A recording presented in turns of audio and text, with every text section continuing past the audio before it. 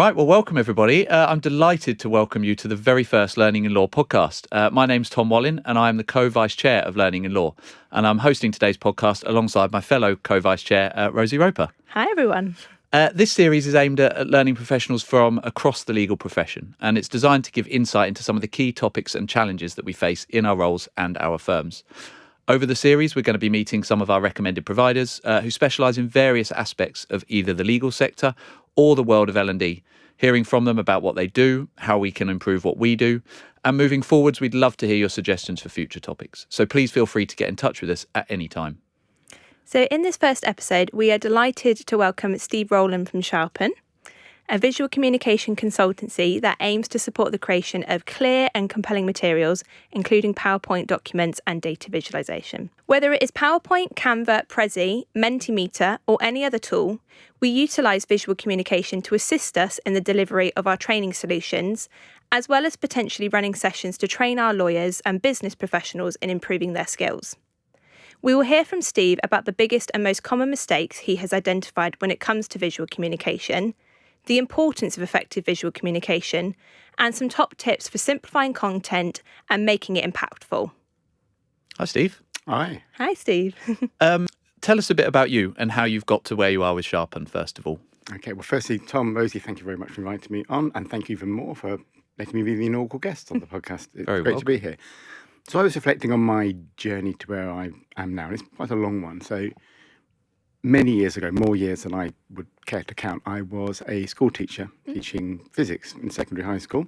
I did that for about 5 years, and then I felt like I needed a bit of a different challenge, and I ended up literally becoming a rocket scientist for British Aerospace, which was in fact the dullest job that I've ever had, and I stuck that out for 2 years. And then I went into management consultancy, and that time it was a dot-com boom, and I really thrived on the continual sort of different problem every day, every week, every month for different clients, always having to solve something else. It was all cutting edge, very technical, very exciting. And I worked at Accenture for about 11 years, emigrated to Toronto for a year. It was too cold. Came back to the UK and moved to a firm called the Barclay Partnership, which is a smaller kind of boutique consultancy, still doing really big projects for really great clients. But after a while, I began to feel like I wasn't quite getting the right challenge. I wasn't quite fulfilled enough. So rather than just sort of look around for a job, I sat back and I really thought about what it was I should be doing. And I tried to sort of held in mind that, that saying, if you can do what you love, then you'll never have to work a day in your life. So I thought, what is it that I love? And I went right back through my kind of long and winding career. When I was a teacher, one of the things I loved was creating handouts for the students. And that was way before sort of PowerPoint was really a big thing we would use. Well, software doesn't really exist anymore. And then when I was at Accenture and latterly the Barclay Partnership, what I really had started to enjoy was working on people's slide decks with them. I had become the go-to person when someone had something complicated they needed to draw or just needed to make their whole deck look better. And we ended up at the Barclay Partnership setting up a group on visual communications. And out of that, I designed a training course and delivered it internally. So that was one of the things I knew I loved. So I thought, if I'm honest with myself, what I really love is being an out and proud PowerPoint nerd. Can I make a living from that? And that led me to leave and set up this company, SHARPN, where I get to work for myself. And I'm a great boss. I love working for myself. And I get to work with a range of clients specifically on the visual communications aspects of the work that they do. Fantastic. Thank you. So could you tell us a little bit more about the work that you do specifically with law firms? With law firms, I do training in 2 areas, really. One is how to make your slide decks look better, particularly those slide decks that are either for sort of knowledge lawyers to use with their colleagues or for some lawyers to put in front of their clients. How do you make them look better quality and more effective? And I also do some training in using storytelling techniques within decks to craft a kind of compelling narrative so that you can keep your audience more engaged. And when we talk about visual communication, I mean, PowerPoint has become the tool, as you mentioned. But in L&D, we use it, whether it's PowerPoint, whether it's designing e-learning through things like Storyline, using Prezi, using videos.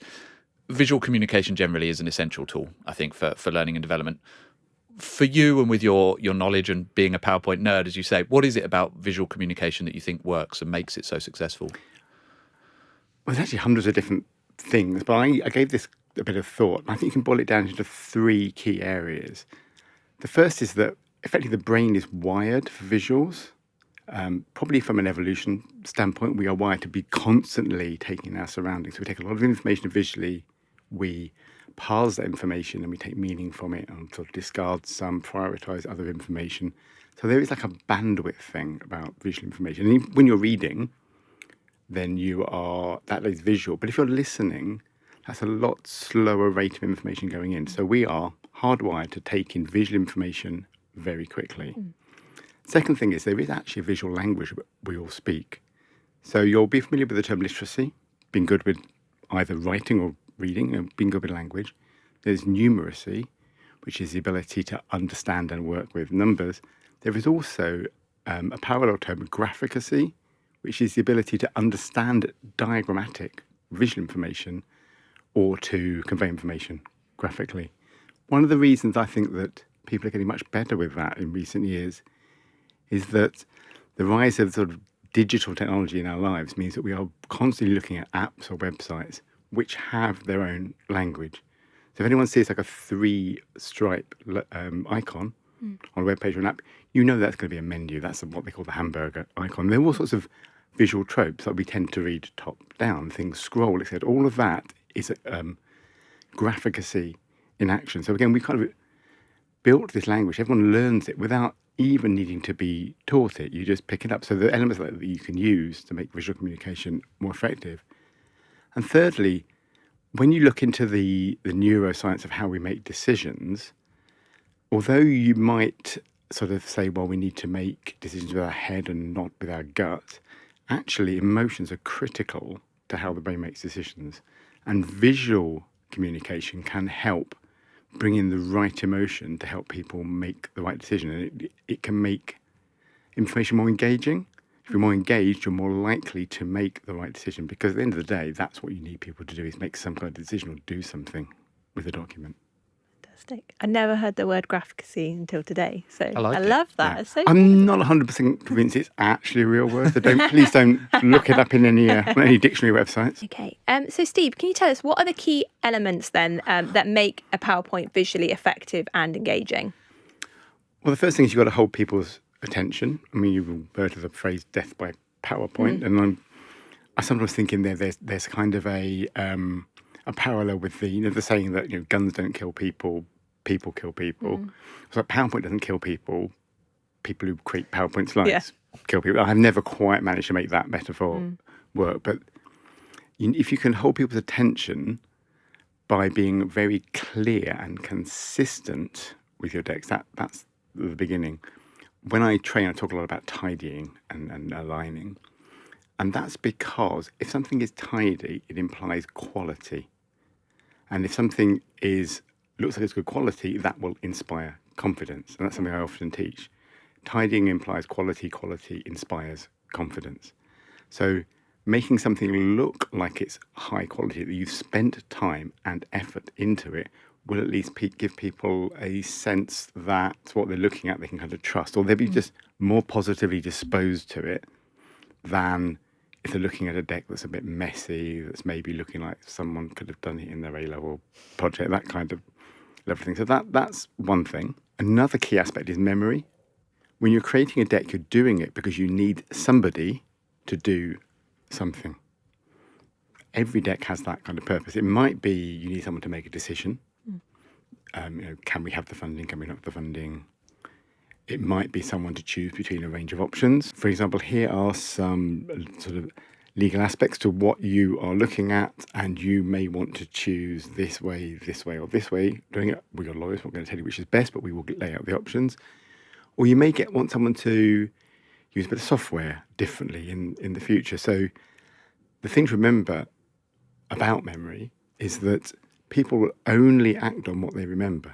So if you want someone to do something and they can't remember A, what it was, or B, when they need to do it, then it hasn't worked. So it's really important that the key things come out.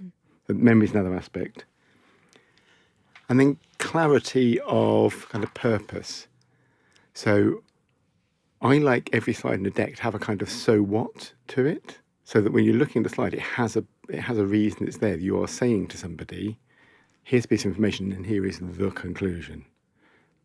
One of my pet peeves is if you put a chart up with some data on it and you just maybe say sort of, I don't know, sort of clients in sectors over the last 5 years without actually saying what the conclusion of the data is, because that leaves it open to ambiguity and open to interpretation. And what you should be saying is, we are seeing, this is an example, we are seeing client uptake in the media and entertainment sector really take off in the past 5 years, but we are losing clients in the construction sector, for example. And then you show them the chart or whatever the rest of the slide is, which is there to kind of be like, believe me.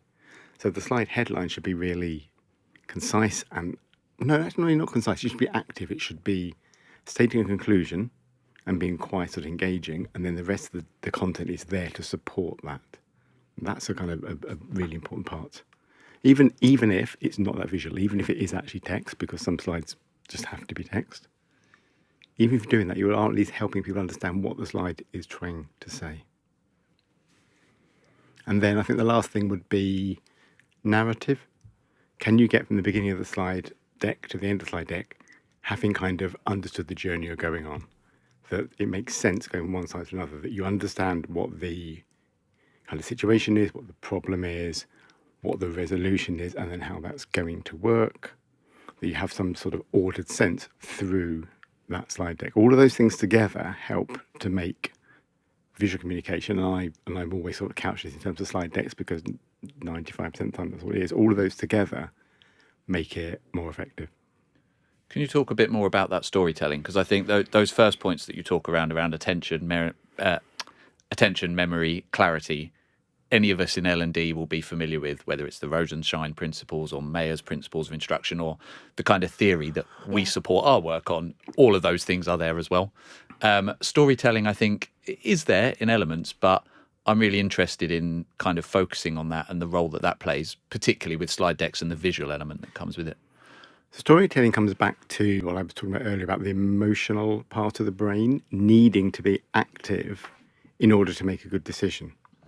And this is based on scientific research and involves people who've been in sort of had brain accidents or injuries, and they've studied when certain parts of the brain aren't working, what happens. If someone isn't emotionally engaged, then they're going to find it hard to make a decision. And storytelling is just a way of getting people a bit more engaged with what the situation is. And there's a very simple framework where you basically say, here is the setting of my whatever we're going to talk about. Well, I'll use the word story, but here's the setting. Here are the characters, and that can be actual people. It could be companies. It could be personas. It could, in a technology training system, it could be systems. Here are all the players. And here is some kind of problem, some issue, some conflict. This is the thing that we're going to have. It's like the drama. Any good book will have a drama, and you think of a sort of narrative arc in a book. You set those things up, and then you say, this is how we're going to resolve that. So you're setting up the kind of why, and that setup is where the emotional involvement comes in.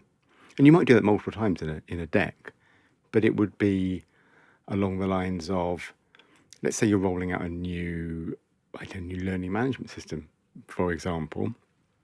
The setting would be probably your law firm, and also, I guess, your career development framework. The characters would be all the different types of roles you've got. So from trainees all the way to partners, then within that, the different types of role you've got. So your learning lawyers, your fee earners, business services, etc. The conflict would be, potentially here it's more of an opportunity, because conflict can be presented as, actually, well, first of all, there's a change. We're rolling out a new system, so we've all got to learn how to put training into that, and other people have got to learn how to access it. But there is an opportunity. And then the resolution is, well, this is when it's going to go live, and this is how you're going to access it, and this is what you're going to have to do. Maybe there's a one-time thing. So it's just kind of setting even the driest topics up in a certain way to try and get people to really kind of just sort of place themselves within that context and understand the why and the who and the where, and then you can sort of explain the what. Okay, and before we get into some sort of big mistakes and looking at top tips around simplifying content, I think one of the big things that we always come up against with any training that we do is measuring the effectiveness of that training. So thinking about visual communication, how do you have sort of advice around how you can measure the effectiveness against the goals that you set in a slide deck or any sort of visual communication? So for me, it's quite a black and white thing. And it comes back to the point about memory. If something is effective, then people will remember it. And they'll remember two key things.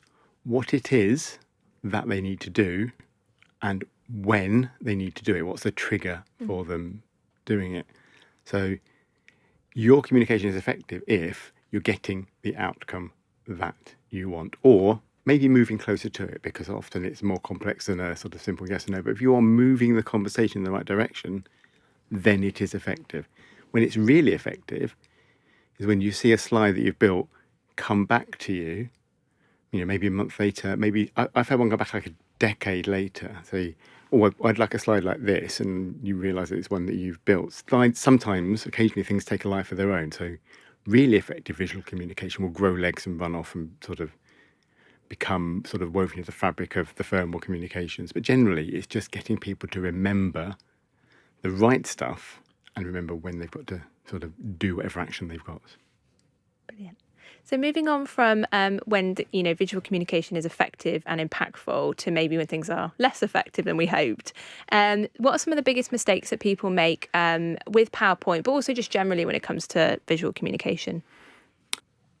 So this could be a podcast series in itself, but I always like to start this with people come to me and say, oh, my slides are really bad. There are no bad slides. There are just slides that could be better. Some could be a lot better. Some could only be a little bit better. But everything can be improved. So when I'm talking about mistakes here, it's really opportunities for improvement. And if you're doing some of the things that I'm saying or about to say, then don't worry. Don't feel like this has come sin. It's just an opportunity for you to do things slightly better. So one of the things I see a lot is people look at a slide and think, it's a bit boring. I better put something on it. And they start throwing just visual stuff at it. It could be photos, it could be icons, they could start playing with the text, make it bigger, more colourful. But they're doing that without any purpose.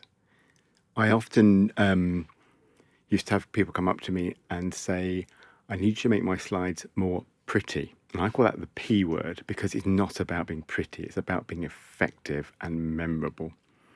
So I think what I would challenge people to do is look at a slide, and if you think it's a bit boring, you could maybe do one or two simple things with it, but don't just throw any icon down. Think thoughtfully about what you're adding and how that is adding value to that slide. If you want to put a photograph on it, think about maybe the type of emotion that you need people to be feeling when they're looking at that slide. But also recognise that some slides just are boring. If everything in your slide is sort of standing out, then nothing stands out. If everything is bold, nothing is bold. If everything is highlighted, nothing is highlighted. So just think very carefully about why you're adding visuals on before just throwing something on to make it look prettier, in inverted commas. I think that's such a good point in particular about wanting to make everything seem memorable, but the reality is not everyone's going to remember every single thing. So what is it that you want people to take away, like the key points there? I think that's really, really good. Another one would be around text. Using bullets is a key one. I think when we come back to that later, but one of the very simple things to fix is and it's something I see a lot within slides I'm working with in law firms, is text that spans from the left to the right of the slide. You literally work the full way across, and then you go to the new line the full way across. That's really hard to scan. It's hard to read.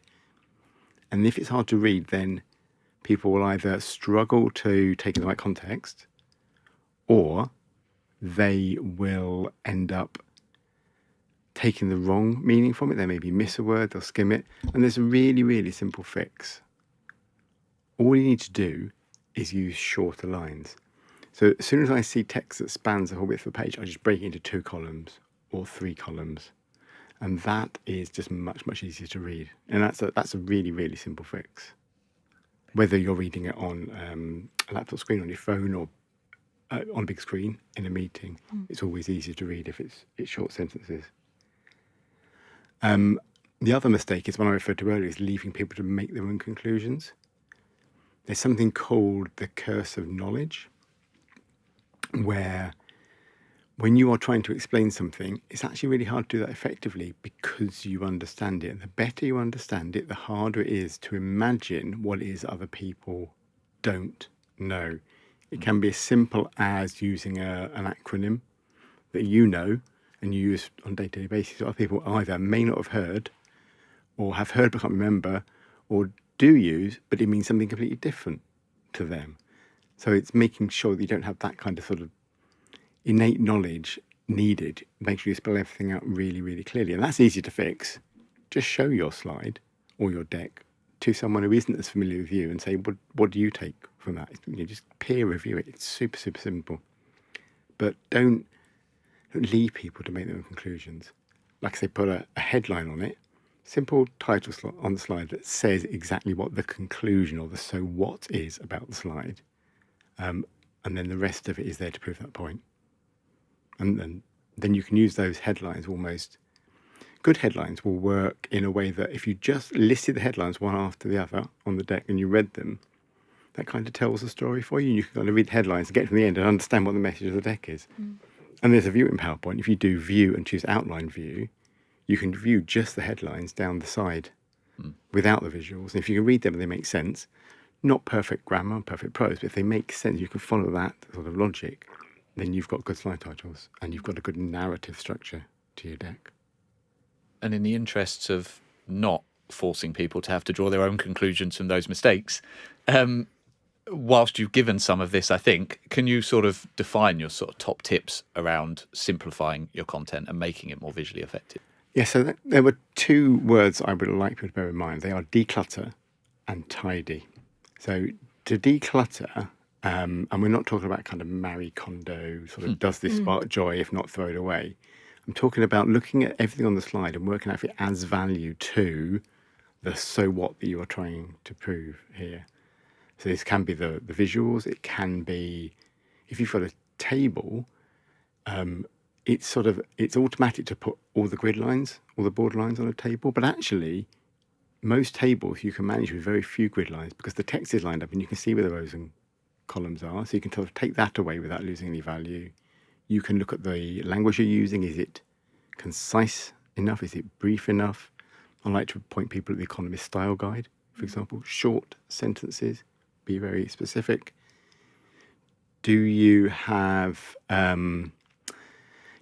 excessive formatting on the text? If you're using bold, are you using it mindfully? I like to use bold so that key phrases stand out, almost so that your skim readers are actually focusing on the right parts. Because a lot of people won't read every word, you think they can get the sense of it.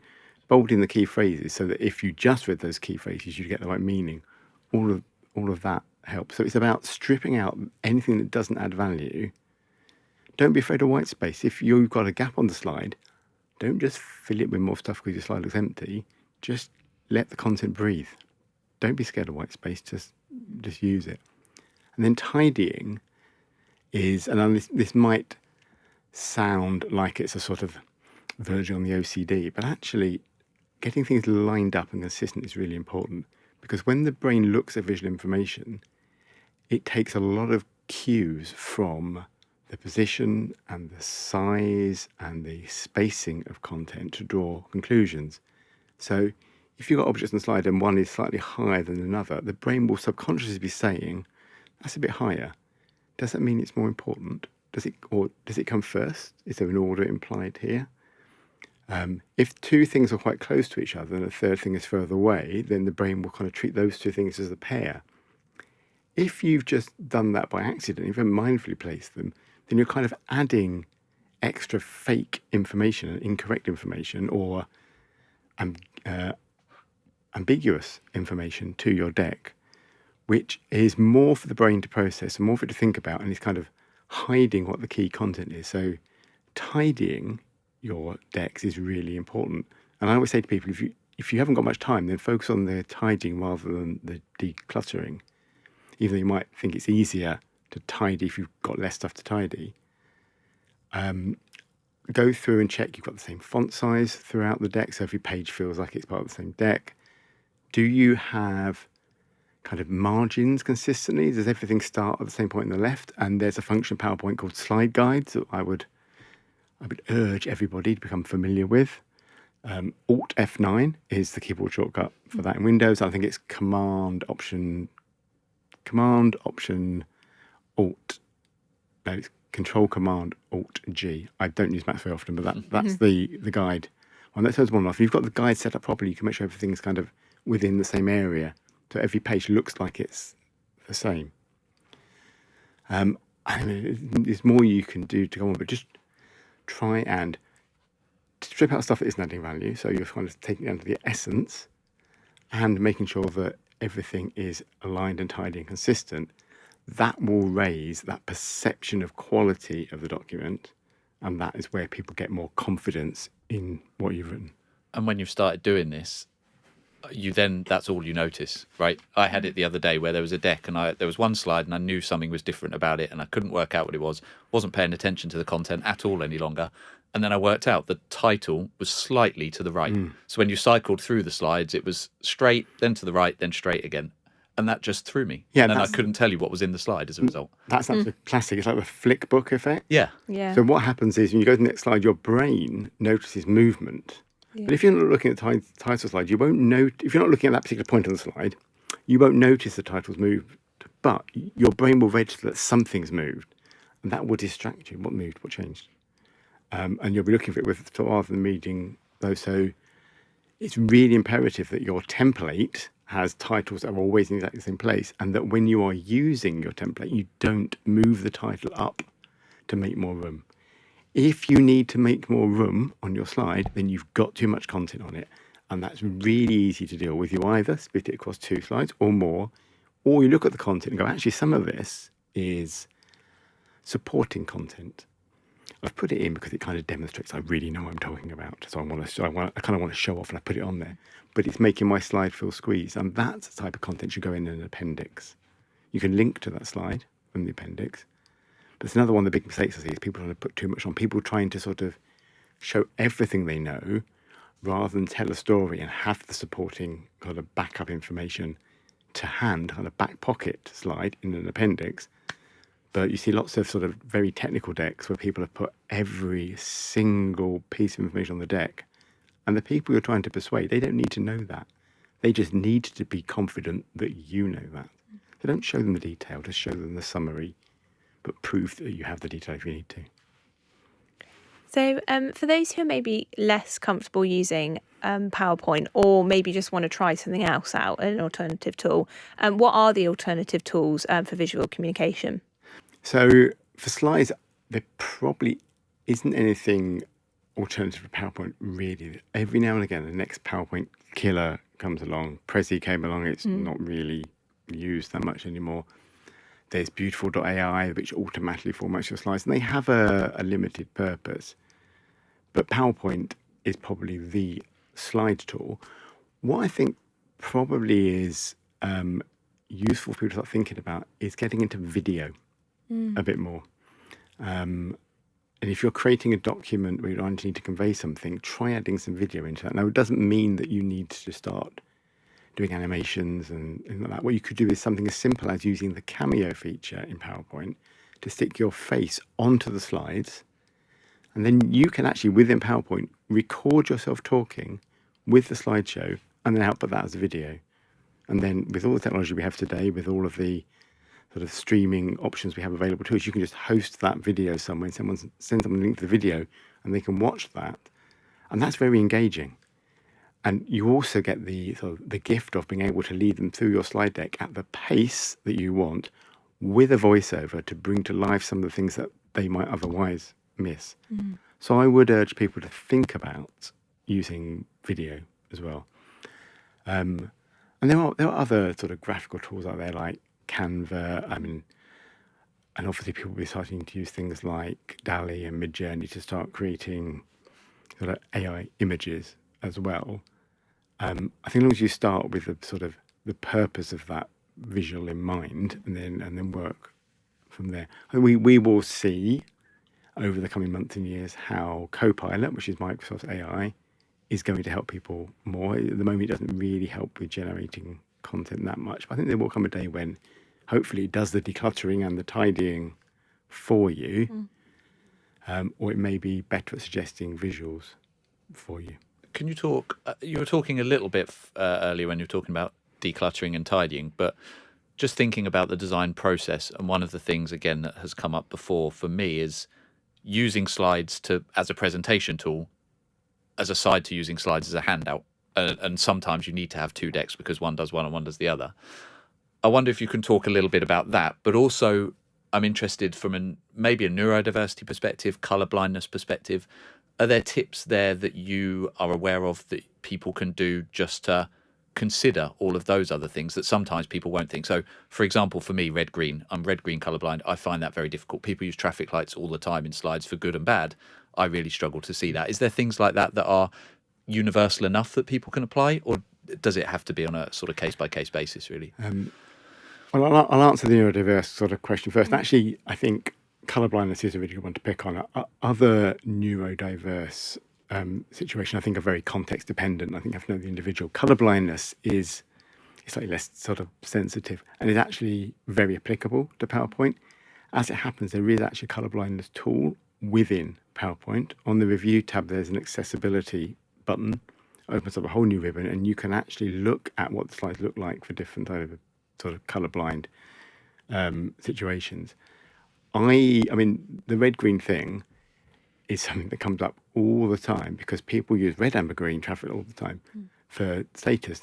And the red and green is really hard to tell the difference between, which is why I always tell people to use, if you're going to sort of colour something red in a table, just use an R and make the R red and an A and a G, and then you've got the letters.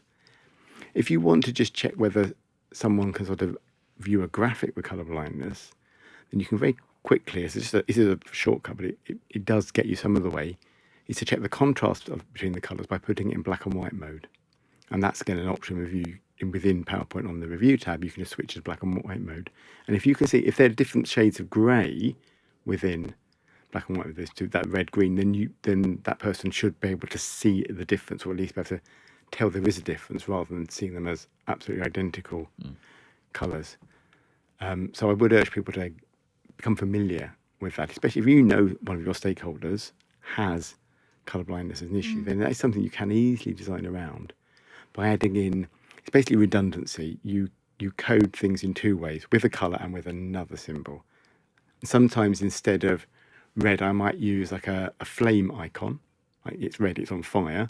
Amber might be a warning icon because of the problem, and then green might be just a simple dot because there's nothing to worry about, nothing to see here. So you've got those two ways of coding that red, amber, green. Also in charts, this may be less applicable to your law colleagues, but if you're doing a chart, then think about using a monochrome colour scheme, so different shades of one colour rather than lots of different colours. Yeah. Because then people colourblind are in exactly the same position as people without it, because then you just got to differentiate between the shades, and that's actually automatically much, much easier.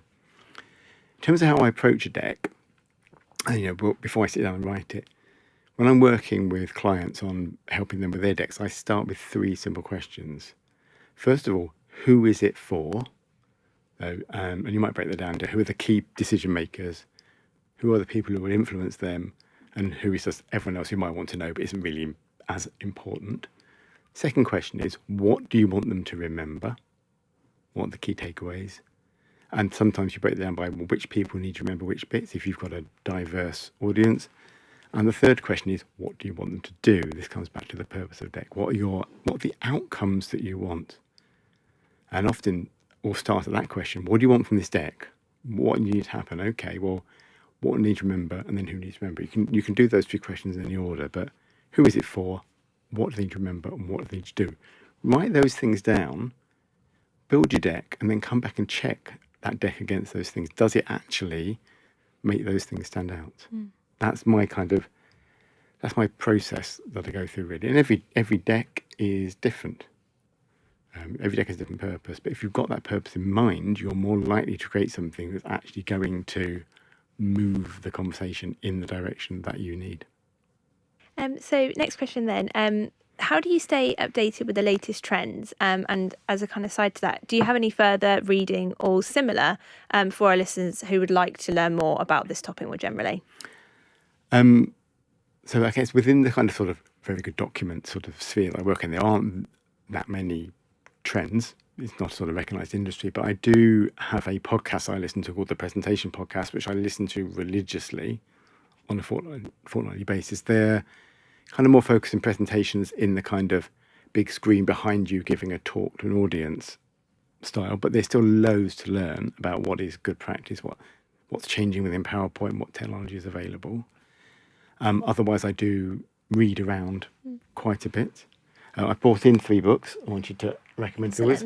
I had to sort of pare this down, so I've got other books that I can give to you to stick in the notes. Fantastic. The first book is this one. It's called Microsoft PowerPoint Best Practices, Tips and Techniques. And it's by Chantal, I think it's Bossé, she's French-Canadian.